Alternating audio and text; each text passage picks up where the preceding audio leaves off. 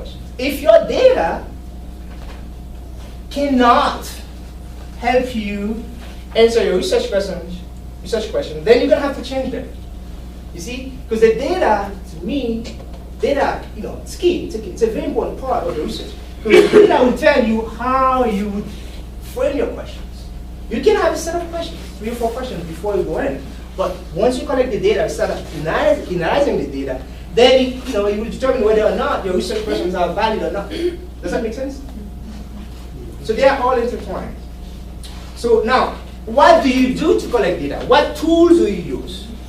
There are many tools. There are people who do ethnographic studies, right? That's what I did. I did a longitudinal/ethnographic study. So I was at the school for 4 years, for example, for my research, one of the research that I conducted. I look at a student, I basically observed him for 4 years, from the time when he started going to school there, to the time when he finished, he graduated. How I basically saw his growth over time. How he did when he first came to the school, and how he did when during his last year at the school. So I saw his writing progress. The first two or three paragraphs he struggled to write, right? I saw all the mistakes that he made, and then within 4 years, and I look at essays that he wrote 4 years later. So I would compare those essays, and see what progress he made or not, right? And I'll try to be as involved as possible. If you're gonna do an ethnographic study, you really have to be immersed into your research. You have to really know all the variables. You have to make sure that you know the place, you have a good sense of the place, the culture of the place, and the people you're working with. Ethnographic study is very, very, very involved. I would not recommend it because it really can consume it. You cannot do an ethnographic study simply by going to school, let's say, once a month.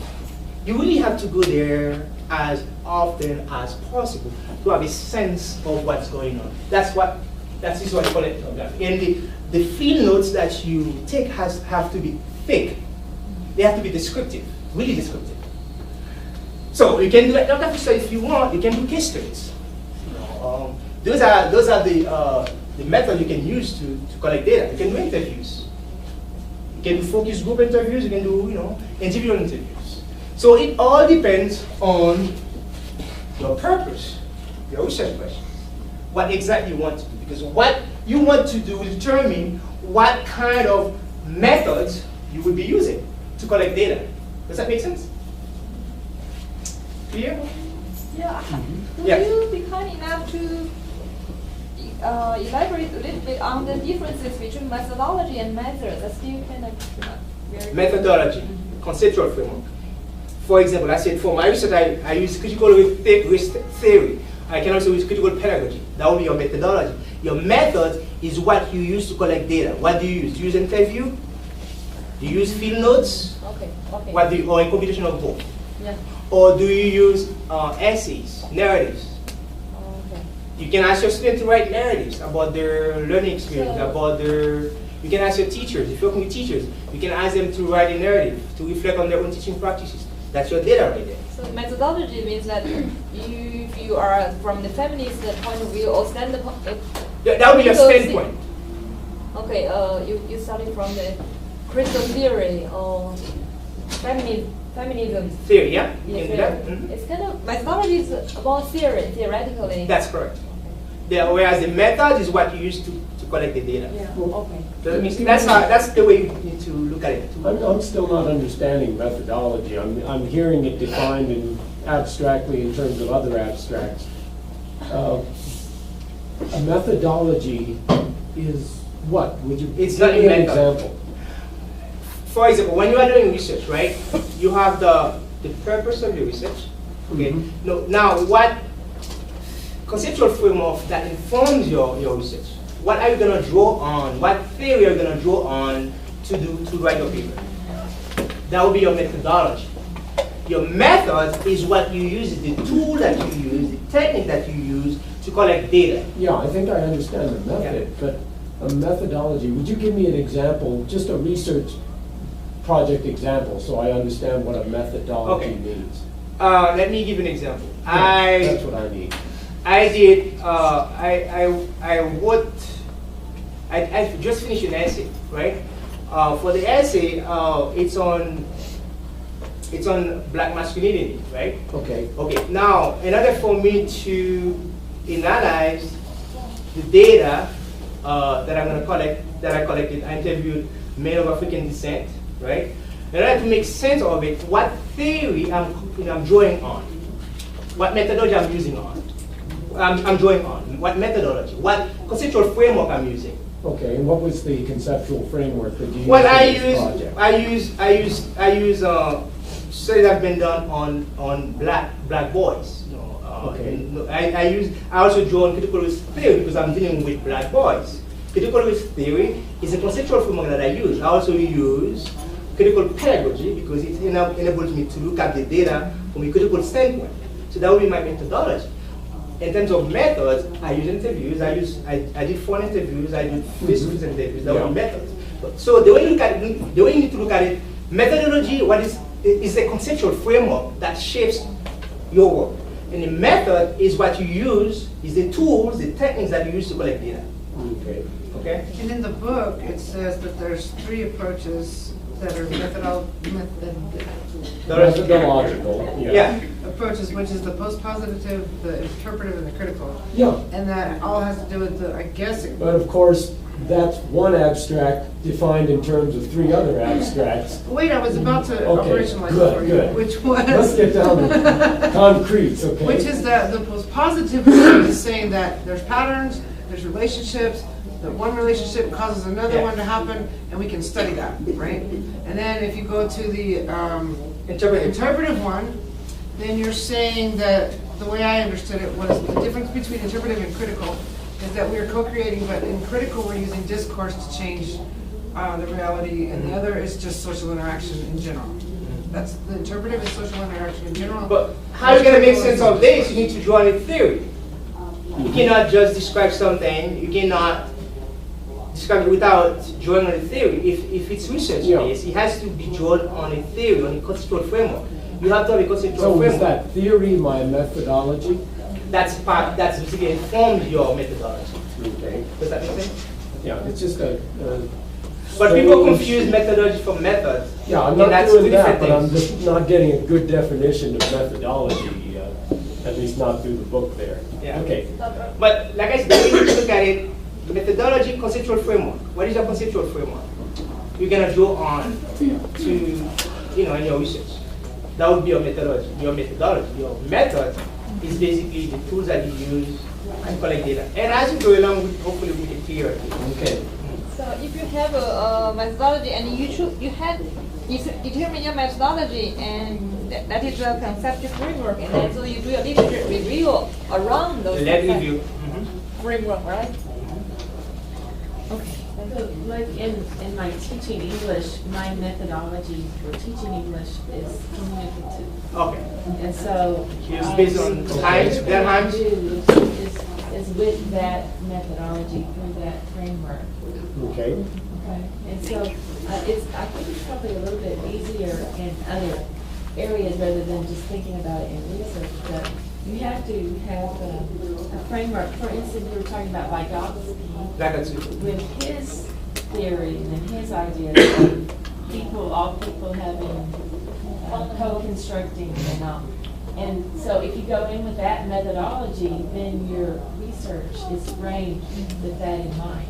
Well, you go with that conceptual framework. Yeah, that's how you really say it, to make it easier for people to understand. Right. If you can, what is your? This is why methodology is intertwined with your epistemology.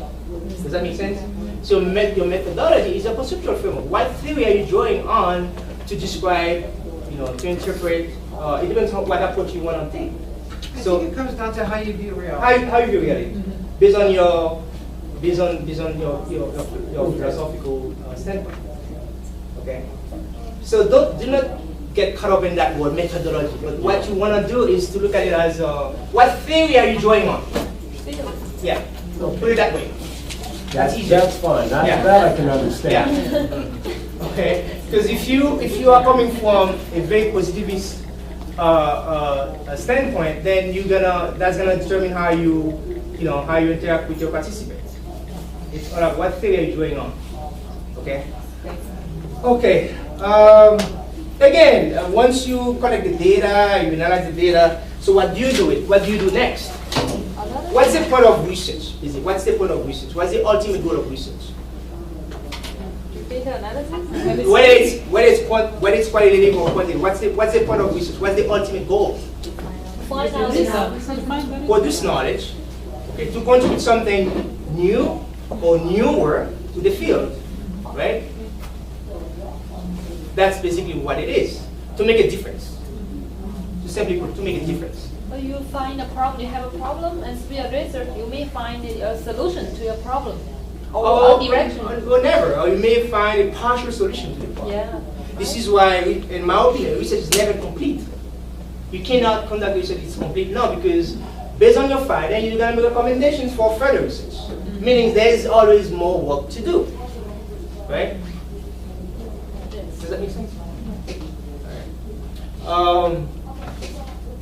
Okay, so that's basically what I wanted to talk to you about, guide you through. So to put some of what we just talked about in practice, hopefully, I would like you to get in a group of 3 or 4 and look at the connection between sexism or xenophobia. You can use whatever you want. If you want to use racism, that's fine. If you want to use classism, that's fine. But I'll just give you an example. And student academic performance. Let me break it down for you. For example, xenophobia. Xenophobia is defined, basically it's the fear of foreigners. For example, people come to this country, they're from different places, different countries, and because you don't know much about the culture, they speak different languages, and when you hear them speaking Spanish or Chinese or Arabic, and all of a sudden you're scared because you assume that it might be talking about you or so on and so forth. Now, imagine, let's say that you have a classroom that is composed of English language learners, people who are from different countries, international students, for example. They speak their own languages, and the teacher is not aware or is not culturally and linguistically aware or sensitive to the needs of the student. How do you think that's going to impact their learning? Okay, so we need to look at the correlation between those two, right? In terms of sexism, you have a classroom that is full of female students, and you have a male instructor who is very sexist, who may not think that he's sexist, but he's saying he's doing things that's very sexist, that is gender-based. Okay, he's not really giving the female student enough attention like he should. So how do you think that would impact the learning of the female students as opposed to the male students, right? So you can use whatever ism you want, whatever form of oppression you want to use, and go discuss what would you do in order to link those two factors and see what impact they have on student learning. Now, if it's xenophobia, let's take a group of international students or English language learners, right? And they're not allowed to speak their language. The teacher doesn't speak their language, and they are afraid, and their peers are making fun of them, of the way they speak, of their accent, so on and so forth, right? And how do you think that would really impact their learning? So now, you as a researcher, you go into that classroom to conduct a research, right? To see the relation between xenophobia and the teaching practice of a teacher who's not really culturally sensitive. What would you do? How would you proceed? What kind of question would you ask? What methodology would you use? Would you use a critical race theory? Would you draw a critical race theory? Would you draw on critical pedagogy? What would you do? What method would you use to collect data? Would you do interview? Would you do focus group interviews? Would you do field notes? Would you just observe what's happening in the classroom and take notes? Or would you interview teachers? Would you interview the students? What would you do? Does that make sense? And beyond. Right? Is that clear? Okay. Why don't we do that? Why don't you get into group of 2 or 3 or 4 and try to come up with some possible solutions? Okay. It's not a research you're gonna be doing per se, because like 30 minutes you cannot do it, but give me an idea. What would you do? How would you implement some of the things that we talk about in class today? Okay?